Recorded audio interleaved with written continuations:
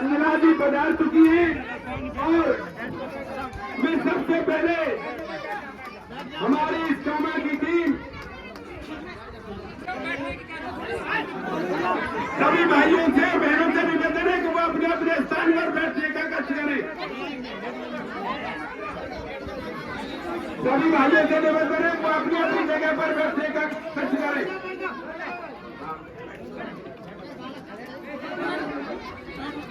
और आज इस प्रोग्राम में बाबा साहब भीमराव अंबेडकर को माल्यार्पण करके प्रोग्राम की शुरुआत करें।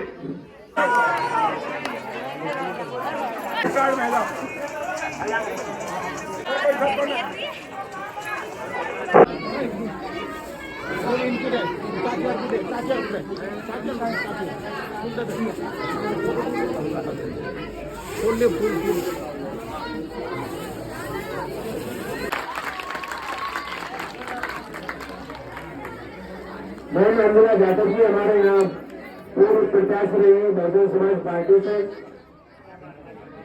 बाबा साहेब बाबा साहेब बाबा साहेब बाबा साहेब बाबा साहेब जय जय जय जय जय भीम जय जय जय जय भीम बहुजन समाज पार्टी बहुजन समाज पार्टी बहुजन समाज।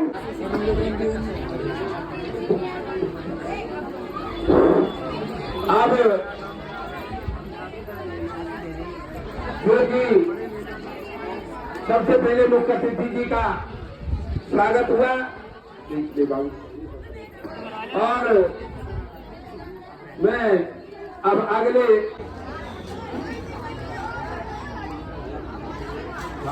इधर देख लीजिए हर्ष भाई हर्ष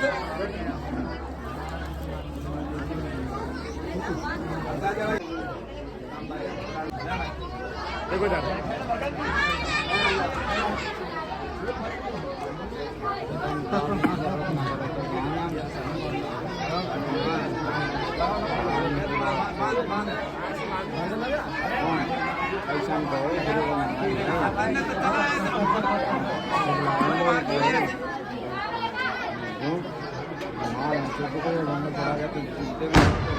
आराम से रहे रुक जा बोलेंगे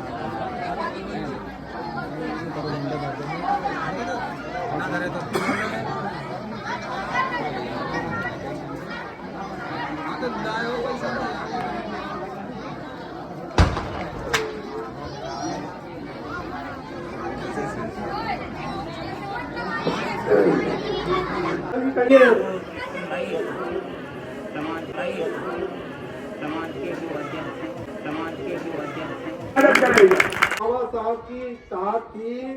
कई जगह आपने देखा होगा कि बाबा साहब का स्टैचू है वो ऐसे है, कैसे है, ऐसे उंगली का इशारा। इस उंगली का इशारा ये कहता है कि आपको देश पर राज करना है, प्रदेश पर राज करना है, जिले पर राज करना है। तो आज इसी क्रम में आप पूरे देश में महापुरुष हुए साहू महाराज, ज्योतिबा फूले, उन सभी के चरणों में अपने श्रद्धा सुमन अर्पित करती हूँ। हमारे इस कलयुग के महानायक, हमारे आदर्श, हमारे संविधान निर्माता, भारत रत्न आदरणीय पूजनीय बाबा साहब डॉक्टर भीमराव अंबेडकर जी के चरणों में मैं अपने शिक्षित वर्ग को राजनीति की राह दिखाने वाले हमारे मान्यवर काशीराम साहब जी के चरणों में भी मैं अपने श्रद्धा सुमन अर्पित करती हूँ। और साथ ही में उनके साथ कंधे से कंधा मिलाकर चलने वाली 4 बार उत्तर प्रदेश की मुख्यमंत्री रही हमारी आयरन लेडी, हमारी आदर्श नेता, हमारी आदरणीय परम पूज्य बहन कुमारी मायावती जी का अपना आदर्श नेता मानते हुए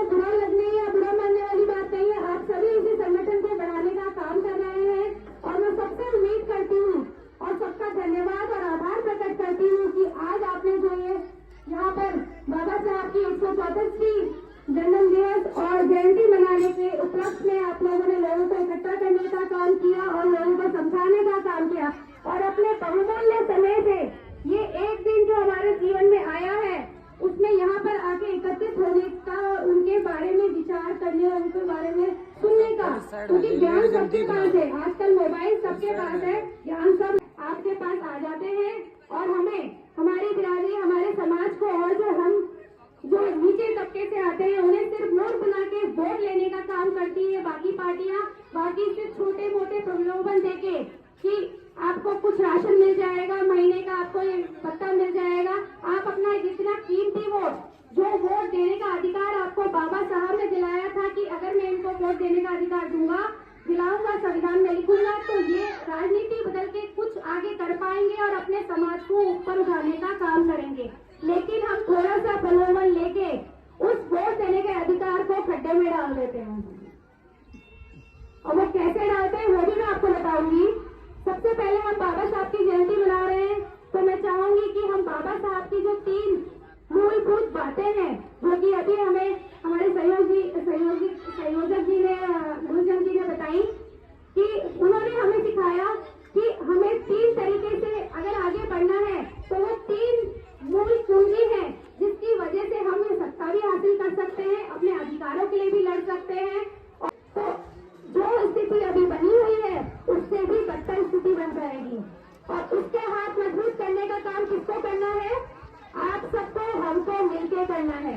मैं किसी एक समाज की बात नहीं कर रही हूँ, मैं उस अपने बहुजन समाज, अल्पसंख्यक और पिछड़ा जो जाति है उनकी, आदिवासियों की, ये सब समाज जब तक एक साथ मिलकर एकत्रित होकर नहीं लड़ेंगे, हमें अपनी जो सफलता की कुंजी है, जो उस धरती तक पहुँचने की हो और संगठित हो, उसको मैं विस्तार में एक बार बताना चाहूंगी आपको।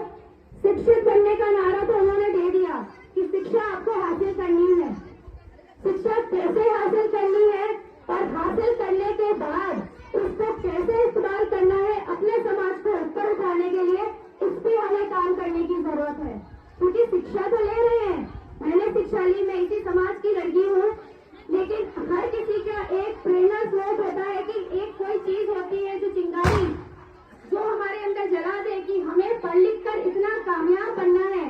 बाबा साहब से तो तुलना नहीं कर सकते क्योंकि उन्होंने तो इतनी डिग्रियां ले ली, इतनी भाषाओं का ज्ञान प्राप्त कर लिया, तो मुझे तो नहीं लगता कि इस युग में कोई उनके बराबरी और उनकी बराबरी कर सकता है। देश चाहिए तो आपको महिलाओं को बराबरी का हक और बराबरी का दर्जा देना पड़ेगा।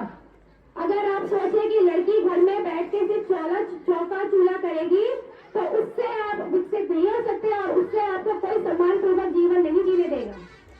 सबसे ज्यादा जरूरी है जब लड़कियां पढ़ के, बाबा साहब ने एक बात कही है कि अगर एक परिवार में 2 बच्चे हैं, एक लड़का और लड़की, और अगर आप इतना समर्थ है कि आप उनमें से एक को ही पढ़ा सकते हैं, तो हम लोग करते क्या है कि बेटे को पढ़ा देते हैं कि बेटा हमारी आगे की पीढ़ी है, ये आगे हमारा परिवार चलाएगा।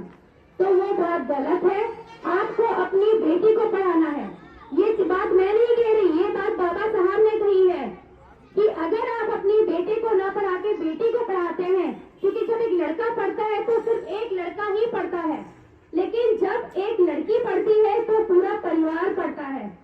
अगर आज मेरी माता नहीं पढ़ी होती तो शायद मैं नहीं पढ़ी होती। मेरी पढ़ाई में उनका बहुत योगदान है और मैं ये भी कहूंगी कि मेरे पिताजी का भी बहुत योगदान है, क्योंकि वही सबसे पहले मेरे प्रेरणा स्रोत रहे हैं। बाबा साहब तो हम पूरी दुनिया के और हमारे समाज के प्रेरणा स्रोत हैं, लेकिन हर किसी के, हम जब एक छोटी सी बिरादरी कहीं की बात करते हैं तो अपने घर से ही उदाहरण लेते हैं।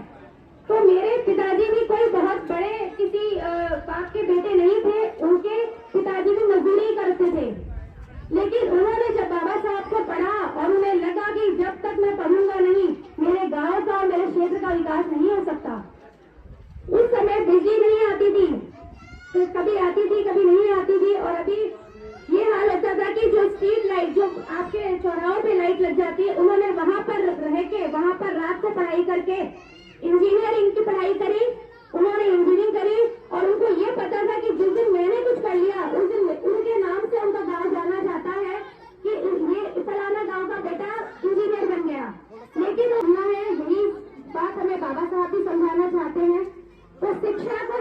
ऊपर और सबसे पहले महत्व दीजिए। और मैं चाहूंगी कि लड़की की शिक्षा जो लड़कियों को पढ़ाने की बात करते हैं उस पर आप जोर दीजिए, क्योंकि लड़की का पढ़ना बहुत, जब लड़की पढ़ जाएगी तो आगे जाके वो भी माँ बनेगी, बच्चे होंगे तो वो अपने परिवार को पढ़ाने का काम करेगी, बढ़ाने का काम करेगी। दूसरा उनका मूल मंत्र था कि संघर्ष करिए। संघर्ष हम करते हैं, हमें कई हजारों साल हो चुके हैं, संघर्ष हम करते जा रहे हैं, संघर्ष जारी है।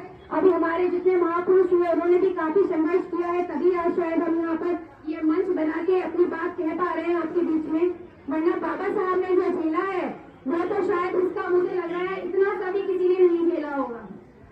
बाबा साहब वो पहले व्यक्ति थे जिन्होंने स्कूल में अनुसूचित जाति के, हमारे बहुजन समाज के पहले व्यक्ति थे जिन्होंने स्कूल जाना शुरू किया।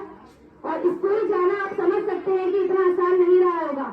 अभी भी जो बच्चे स्कूल जाते हैं कहीं कहीं उनके साथ अभी भी वही व्यवहार होता है, लेकिन उसके बाद वो बाहर पढ़ने गए, उनको वजीफा मिला, वजीफा की वजह से वो बाहर पढ़ने, बहुत लंबी कहानी है, मैं आपको बहुत छोटे उसमें बता रही हूँ कि आप समझे कि आज जहाँ हम लोग बैठे हैं, जो हम अच्छे कपड़े पहन पा रहे हैं, अच्छा खान भोजन कर पा रहे हैं और कहीं भी जाने की हमें स्वतंत्रता मिली हुई है, तो वो किस वजह से मिली है और कौन इसके पीछे है और किसने कितना संघर्ष किया है।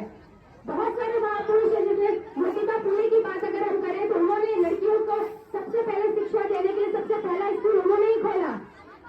तो इन सभी महापुरुषों की जो जो बलिदान है, जो उन्होंने हमारे लिए किया है, उसको हमें व्यर्थ नहीं करना है और इस विचारधारा और जो उन्होंने मुहिम चलाई थी उसको और आगे तक बढ़ाना है। और ये तब तक जारी रहेगा जब तक हमारे समाज को और जितने भी उपेक्षित वर्ग है उनको सम्मान की जिंदगी बराबरी का हक नहीं मिल जाता, हमारा संघर्ष जारी रहेगा।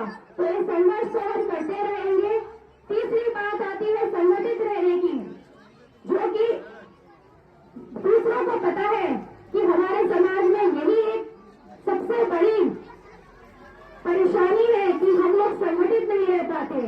बाहर वाला कोई भी आके फूट डाल जाता है, वही अंग्रेजों वाली बात है। अंग्रेजों ने कैसे हम पे राज किया कि फूट डालो की नीति अपनाई और हमें लड़ाते रहे और हम पर राज करते रहे। और आज यही हमारे साथ हो रहा है, जो आपको कोई आसानी से तोड़ नहीं सकता। और जब पता है कि संगठन की क्या ताकत होती है तो वो लोग भी आपसे डरेंगे और आपके पास वोट मांगने से पहले 10 बार सोचेंगे, क्योंकि उन्हें पता है कि पिछले 5 सालों में उन्होंने कुछ नहीं किया आपके लिए। तो बस मैं यही कहना चाहूंगी कि जो हमारी बहन कुमारी मायावती जी, उनके हाथों को मजबूत करने का काम आप लोग बढ़ाया जो जा रहा है। कभी ये कह के कि वो तो अदर कास्ट का है या वो पिछड़े वर्ग का है, अब वो दलित नहीं है, या दलितों में भी इतनी आप लोगों ने बंटवारा करा हुआ है, तो ये ना करते हुए आपको ये ध्यान रखना है कि हम स्वर्ण नहीं है, हम सब शूद्र के बच्चे हैं। तो जब हम शूद्र हैं, जब अगर मैं उनकी बात करूं, मनुवादी विचारधारा थी, तो हम सभी लोग शूद्र थे। अब तो सब कास्ट करके आपको बांटने का काम कर दिया गया है।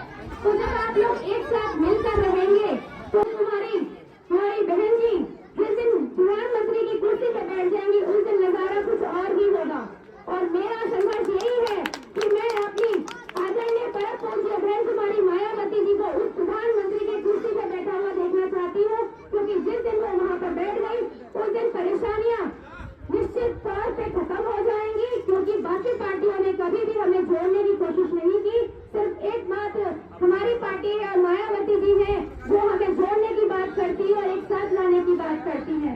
चाहे वो पार्लियामेंट में कितने ही बिल चलते रहे, अभी वक्त बिल की बात चल रही थी तो किसी भी पार्टी ने कोई बात नहीं की है, लेकिन सिर्फ एक मायावती जी है हमारी जिन्होंने इस बात पे अपना पक्ष रखा है।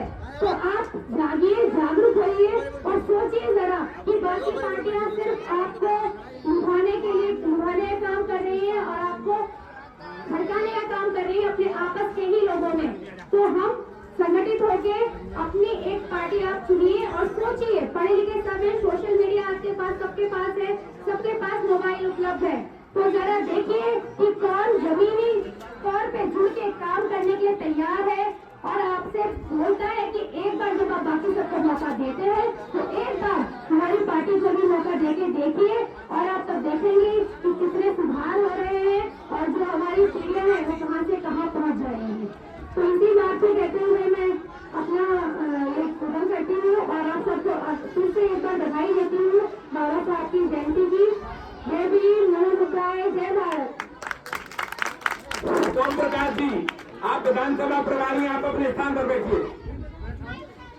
आप डिसिप्लिन इनमें भाइयों से जुड़ने की अपील करें, क्योंकि केवल दलित और मुसलमानों की पार्टी बहुजन समाज पार्टी है, इसके अलावा कोई पार्टी हिंदुस्तान के अंदर नहीं। हाल ही में उदाहरण वक्फ बोर्ड पर हुआ है विधेयक पर, केवल भेंजी के अलावा न कांग्रेस ने अपनी कोई ऐसी बात रखी, न भारतीय जनता पार्टी ने रखी। तो मैं निवेदन करूंगा भाई सरजीत जी से कि वो इस मुस्लिम डॉक्टर भीमराव अम्बेडकर साहब को नमन करते हुए दबे पिछड़े लोगों को राजा बनाने वाले माननीय काशीराम साहब के चित्र को नमन करते हुए उत्तर प्रदेश सहित 4 बार मुख्यमंत्री बहन कुमारी मायावती को अपना आदर्श नेता मानते हुए आज उदा के गांव में आए हमारे अन्ना कोऑर्डिनेटर साहब, जिलाध्यक्ष साहब और सभी मंचों बैठे सभी को मैं अपने तरफ से जय भीम और सलाम पेश करता हूँ। खुदा हाफिज। कि आपने हमारे कोऑर्डिनेटर साहब के आपने जो बताई है सारी आपको समझ आइए। आज माननीय काशीराम पहले कहता था चमचा युग, अब है चमचा युग। चमचा युग एक ऐसी चीज होती है कि जब चुनावों के टाइम पर जो चम्मच होती है, चम्मच, और उसमें खाना बनाते खाना, और हाथ से चम्मच को चलाते हैं और चम्मच को अंदर रख देते हैं। तो वो चमचा जो गांव में जाते हैं, जो इस चीज को कहते हैं कि अब की बार कि कांग्रेस गठबंधन में चुनाव लड़ रही है और बीजेपी चुनाव लड़ रही है। बीजेपी संविधान को खत्म कर देगी और गठबंधन वाले संविधान को बचाएंगे और बसपा चुनाव हारे। वो जो चमचा है गांव गांव में खुल जाते हैं। आप लोगों को चमचाओं को बिल्कुल चमचाओं को होशियार रहना है कि चमचा इस प्रकार बहका देते हैं कि जो मूर्ख पर 1 सेकंड बन जाता है और समझने में बहुत टाइम लगता है। तो मैं आपसे सबसे अपील करता हूँ कि चमचाओं को ध्यान रखो और बहुजन समाज पार्टी को और अब अच्छा